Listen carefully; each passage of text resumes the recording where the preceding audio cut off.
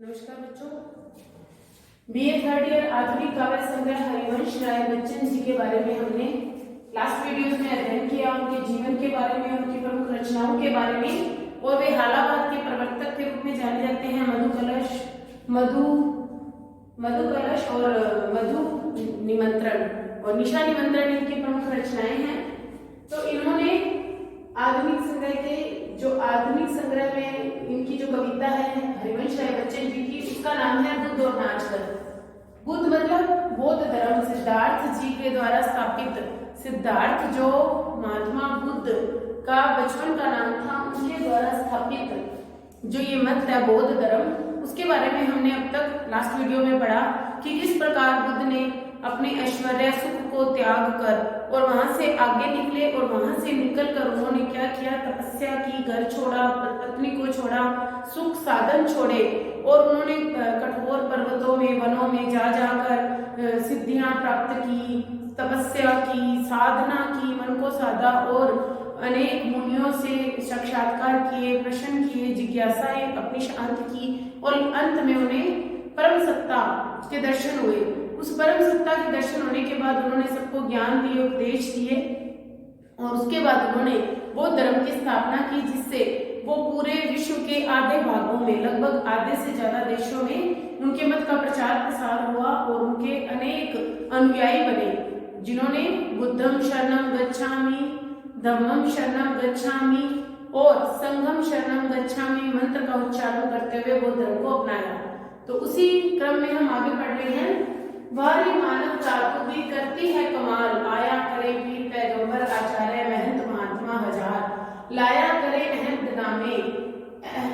नामे इल्हाम, छाटा करे अकल, बगारा करे ज्ञान, दिया करे प्रवचन वाज, तू एक कान से सुनती दूसरे से देती निकाल, चलती है अपनी समय सिद्ध चाल, जहां है तेरी बस्तियां तेरे बाजार, तेरे लेने देने तेरे कमाई खर्च के स्थान, वहां कहाँ है राम कृष्ण बुद्ध मोहम्मद ईशा के कोई निशान। तो मानवता, मनुष्य के बारे में इस पद्य में कहा गया है, मनुष्यता या मानवता के बारे में। तो कवि कह रहे हैं कि वह मानवता तू भी कमाल कर रही है कि तुझ इससे पहले इस मानवता की जो सच्चाई हमारे सामने आएगी, इससे पहले पीर आए, पैगंबर आए, आचार्य आए, महंत आए, महात्मा, अनेक हजारों लोग आए, जिन्होंने अपने अपने मत का ज्ञान बघाड़ा, अपने अपने मत के बारे में जानकारी दी, और वे उन्होंने क्या लाए, वो अनेक शपथ पत्र लाए, अहदनामे शपथ पत्र, इल्हाम ज्ञान लाए, छांटा करे अकल, बघाड़ा करे ज्ञान, उन्होंने अनेक प्रकार की अकल तुम्हें जानकारी दी और अनेक प्रकार का ज्ञान तुम्हारे आगे प्रस्तुत किया। उन्होंने प्रवचन दिए, वाच वही ज्ञान जिसको हम उपदेश भी कह सकते हैं, कई ज्ञान के उपदेश भी दिए।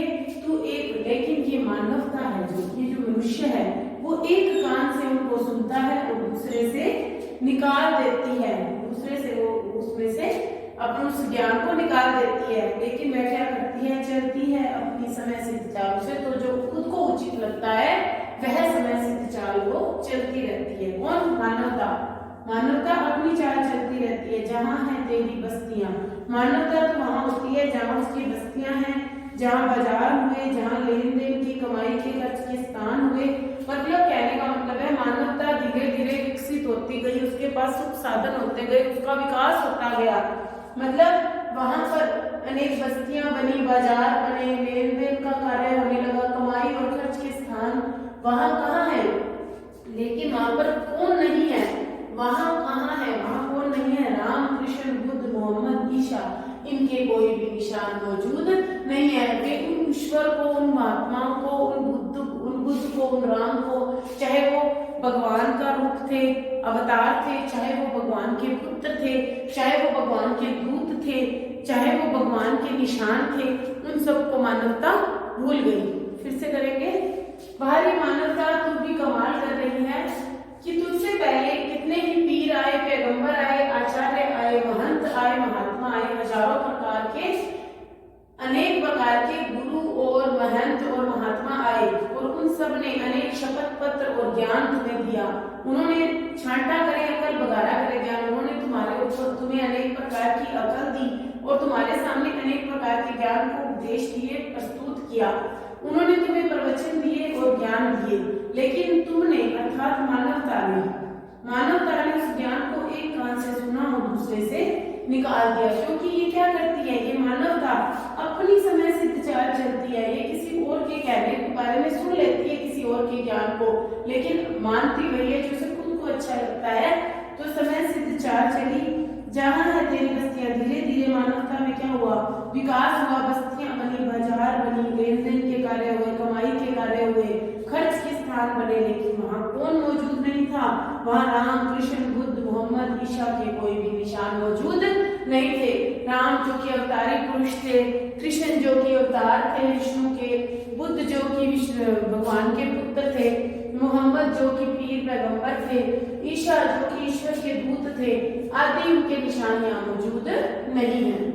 आगे, इनकी भी अच्छी चलाई बात, इनकी क्या विसार, इनमें से कोई अवतार, कोई स्वर्ग का भूत, कोई स्वर्ग का दूत, ईश्वर को भी इसने नहीं रखने दिया हाथ, इसने समझ लिया था पहले ही खुदा साबित होंगे खतरनाक। अल्लाह वबाले जान फजीहत अगर वे रहेंगे मौजूद हर जगह हर वक्त, झूठ फरेब चल कपट चोरी जारी, दगाबाजी छीना चोरी सीना चोरी, कहां पर लेंगी पनाह गरज की, बंद हो जाएगा दुनिया का सब काम।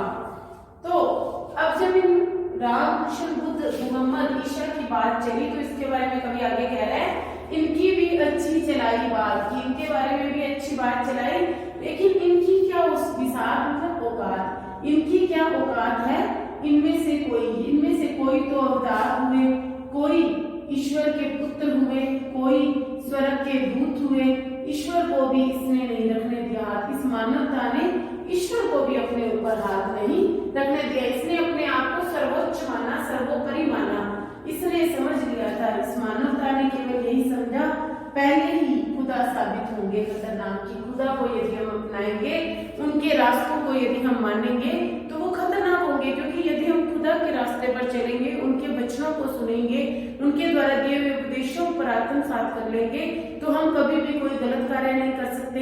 हमें सच के मार्ग पर चलना पड़ेगा, तब हम छीना झपटी चोरी कपट छल कुछ नहीं कर सकते। तो इसलिए ये कह रहे हैं कि खुदा खतरनाक साबित होंगे।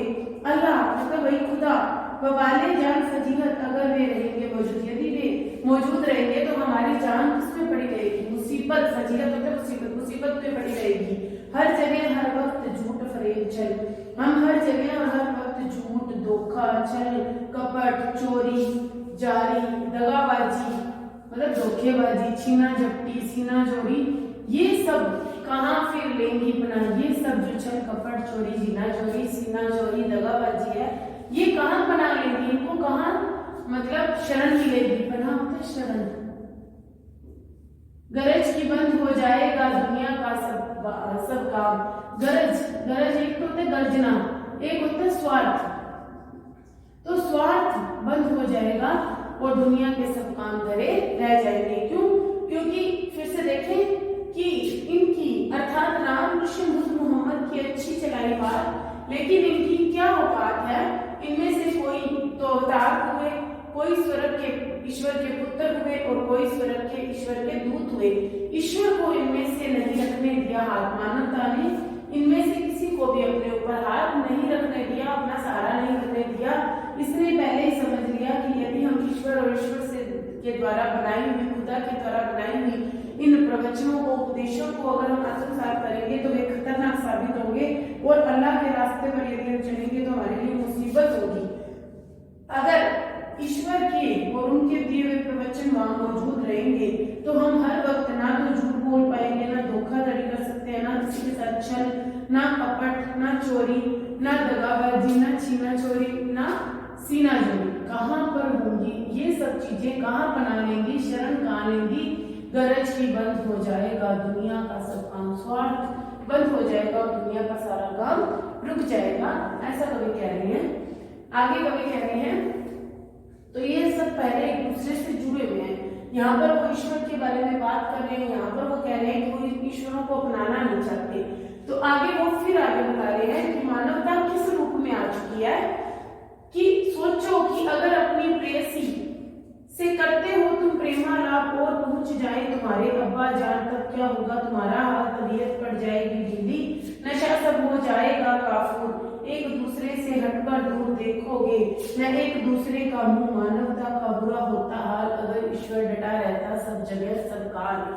तो कवि कह रहे हैं हरिवंश राय जी की, सोचो यदि अगर तुम अपनी प्रियतमा के साथ हो और तुम उसके साथ प्रेम आलाप कर रहे हो, प्रेम से बातें कर रहे हो, और अचानक उसी समय वहां तुम्हारे पिता अब्बा जान मतलब तुम्हारे पिता पहुंच जाए, तब तुम्हारा क्या हाल होगा। जब ऐसे समय में जब तुम्हें लगेगा कि तुम पकड़े गए हो, तो तुम्हारा हाल बहुत बुरा होगा और तुम्हारी तबीयत ढीली पड़ जाएगी, तुम्हें घबराहट होने लग जाएगी, तुम्हारा जो अब तक जो प्रेम का नशा था तुम्हारे ऊपर छाया हुआ, युवा यौवन का जो नशा था वो सब क्या हो जाएगा, काफूर हो जाएगा, मिट जाएगा, और तुम एक दूसरे से दूर हो जाओगे और एक दूसरे का मुंह तक नहीं देखोगे। इस प्रकार जब ऐसी परिस्थिति आ जाएगी तो मानवता का क्या हो जाएगा, बहुत बुरा हाल हो जाएगा। अगर ईश्वर डटा रहता और इसकी बजाय यदि ईश्वर मौजूद रहता, ईश्वरीय तत्व मौजूद रहते, अवतारी पुरुष मौजूद रहते, दूत मौजूद रहते, स्वर्गदूत मौजूद रहते, तो क्या होता, सब जगह सब काल में मानवता की स्थापना होती, ना कि ऐसी मानवता होती कि जिसमें आप यदि अपनी प्रेयसी के साथ हो तो वहां पहुंचने पर यदि तुम्हारे पिताजी तुम्हें देख ले तो क्या होगा, तुम्हारा हाल बहुत बुरा होगा, तुम्हारी तबीयत ढीली पड़ जाएगी, तुम्हारा सारा नशा काफूर हो जाएगा और एक दूसरे से दूर हटकर तुम एक दूसरे का मुख तक नहीं देखोगे, क्योंकि तुम शर्म से एक दूसरे का मुख तक नहीं देखना पसंद करोगे, तुम्हारी नजरें झुक जाएंगी। इस प्रकार मानवता का बहुत बुरा हाल होगा। और इसके विपरीत यदि अवतारी पुरुष, अवतारी दूत या स्वर्ग के पुत्र मौजूद होते तो सब जगह और सब काल में सब तरह मानवता की स्थापना होती। तो आगे कवि कह रहे हैं, इस मानव ने, जो आधुनिक युग के मानव हैं, उन्होंने क्या किया, एक रास्ता खोजा और क्या कर दिया, ईश्वर को मंदिर, मस्जिद, गिरजाघरों में स्थापित कर दिया। उसका वर्णन किया गया इस पद्य में।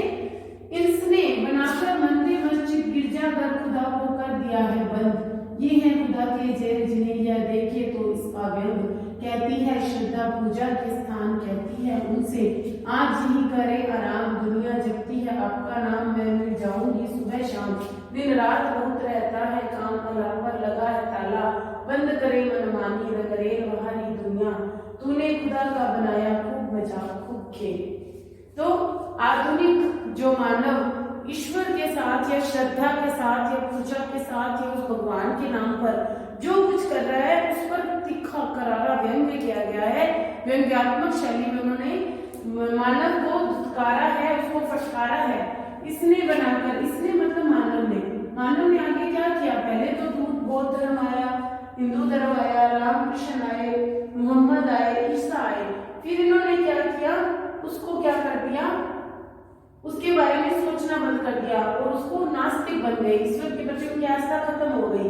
फिर उन्होंने देखा कि अब जब हम अपने घर में अपनी प्रियतमा के साथ बैठे हैं और हमारे पिता यदि में देख लें, जब ऐसी परिस्थिति आ जाए तो ईश्वर का वहां मौजूद होना उनको खटकेगा, इसलिए उन्होंने उसके लिए मंदिर, मस्जिद बना दिए। तो उन्होंने कहा ये मानव ने ईश्वर के लिए मंदिर, मस्जिद, गिरजाघर बना दिए और खुदा को और ईश्वर को उसमें बंद कर दिया, एक स्थान बना दिया और उसमें ईश्वर को बंद कर दिया। ये है खुदा की जेल। हम जिसे मंदिर, मस्जिद, गिरजाघर कहते हैं वो क्या है, खुदा की जेल है। जिन्हें यह देखा तो इसका व्यंग, जिन्होंने इसको यह देखा है मंदिर और मस्जिदों में ईश्वर को, ये व्यंग्य है कि हम ईश्वर को कमरे में बंद कर आए हैं, उन्हें उनकी जेल में बिठा आए हैं और श्रद्धा और पूजा के स्थान पर उनसे क्या कहती है जनता या मानव कि आप यही करें आराम, हे ईश्वर आप यहाँ पर आराम करें, दुनिया आपका नाम जपती है, मैं आऊंगी, मैं बहुत व्यस्त रहती हूँ, मुझे बहुत काम रहता है, मैं आऊंगी और सुबह शाम तुमसे मिल जाऊंगी। वहीं पर हम आते हैं मंदिर, मस्जिद, गिरजाघरों में, थोड़ी देर भगवान का नाम जपते हैं, उसके पश्चात हम अपने काम पर चले जाते हैं। फिर उसके पश्चात शाम को हमें फिर ईश्वर की याद आती है, हम आ जाते हैं, 10 मिनट पूजा आरती की, फिर वापस अपने घर में आ गए, इबादत की, ईश्वर की और घर आ गए। मतलब हमने एक समय निश्चित कर दिया कि केवल इस समय हम भगवान का नाम लेंगे, उसके बाद हम चाहे पूरा दिन चीना, छल, कपट, चोरी, दगाबाजी कुछ कुछ भी करते रहे उसका हमें कोई भी पाप नहीं लगेगा। ये हमने अपनी सोच बना ली।